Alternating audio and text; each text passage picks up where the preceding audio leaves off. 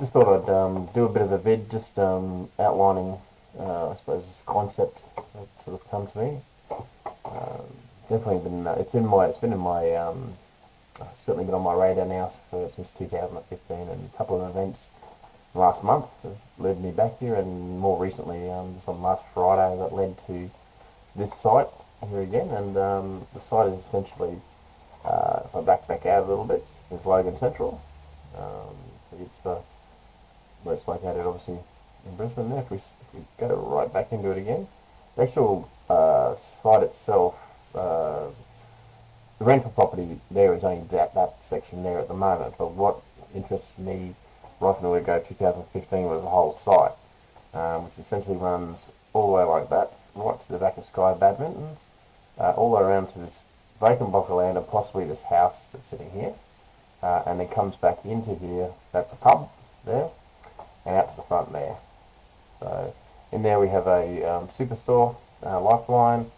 We have St Vinny's, kind of a superstore. And we have a Subway and a new takeaway there as well. And this place here is fully fitted out takeaway. And the whole concept behind it is to have a registered training organisation in there as a training restaurant. But the larger goal is to have this property, which I'll show you in a second, built to be a training organisation that includes sections for hospitality, administration, IT, and fitness. And it's designed to get the kids of Logan off the streets and get into before and get them before they hit that middle of their teens, so they get them out of jail. I've just recently made contact with some of you from Hillsong will know Pastor John.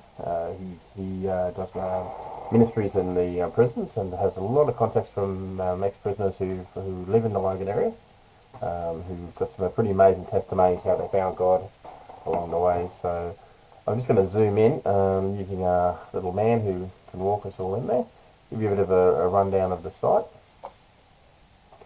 So that's all nice crazy stuff as you fly in.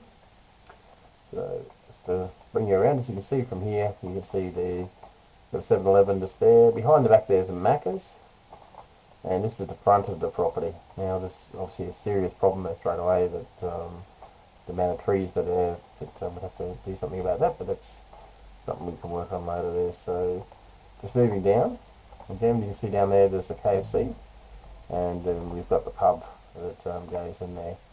So just backing back out there for a second so we can get into the property. So we come into, say, about there, and we're flying in. So as I said, that's the pub, so people can walk straight to the church when they finish the pub. So this is currently a different restaurant. It's a brand new one as well. So you see these buildings here have turned over quite regularly. So that's a concern. That's probably the first off of why are they. Because the fit outs are quite clean. They're really nice. It's got a national and international tenant next to it.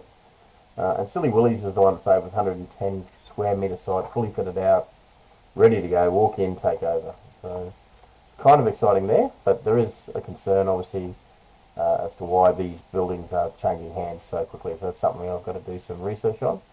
And there's the Salvos store, and you see as we walk our way up towards here, and you see that's the building there that I was talking about for the sort of grand vision. I'm going to need a lot of money to do that, or a lot of venture capitalists or work, help from an organisation of some sort. So the way I saw it was a split level, mezzanine level straight through the middle here, broken into sections, and basically fitted out with those RTOs. So some sort of alignment with an RTO is obviously going to be necessity, preferably Christian based. Obviously, I think that's essential to meet the needs. There's a massive super store there. It's been there for donkeys. I don't think it's ever going anywhere. It's not a great building, but I think it aligns with everything we're trying to do anyway, or I'm trying to do anyway.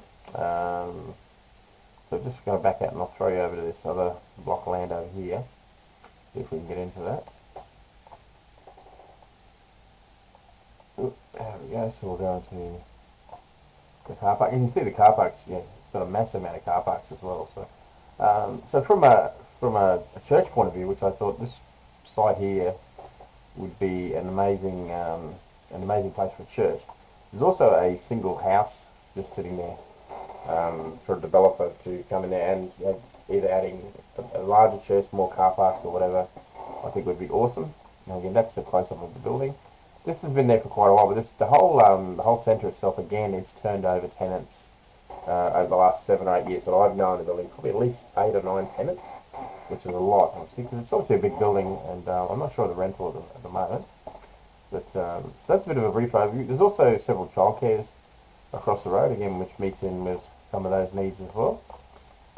So overall, it's a great property. It's a great location. We've got again, the demographics are high refugee population, so African islanders, which also have a high degree of faith-based and family-based values as well. There's obviously a rough element around here as well. A lot of homeless hang around these areas as well. That's not necessarily a bad thing, but it's something, again, you've got to factor in with the business plan and the spiritual plan as well. And there's some probably key things you want from the landlord about tidying this area up.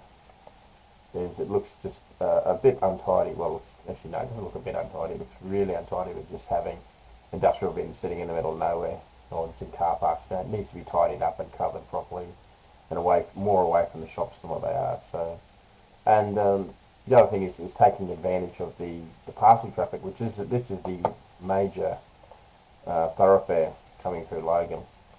So again, that's a closer aerial shot of it. So that's this road here is the major road, and you're going up to council buildings up here.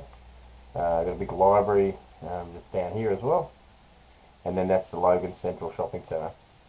So that gives you a little bit of a brief outline of the population of Logan itself is about 145,000 and growing. In a massive rate. They're expecting Logan plus the Beenleigh area to be up to close to 500,000 in the next 10 years.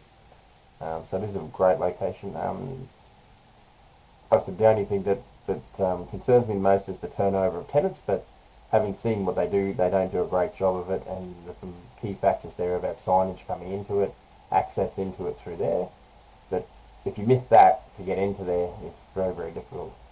Well, that's actually not, you get the next one, but again, the lack of signage showing in, and all these trees blocking off. And I'm not against trees, I love trees, but not when it's blocking my shop front. So anyway, that's a bit of a brief overview of it.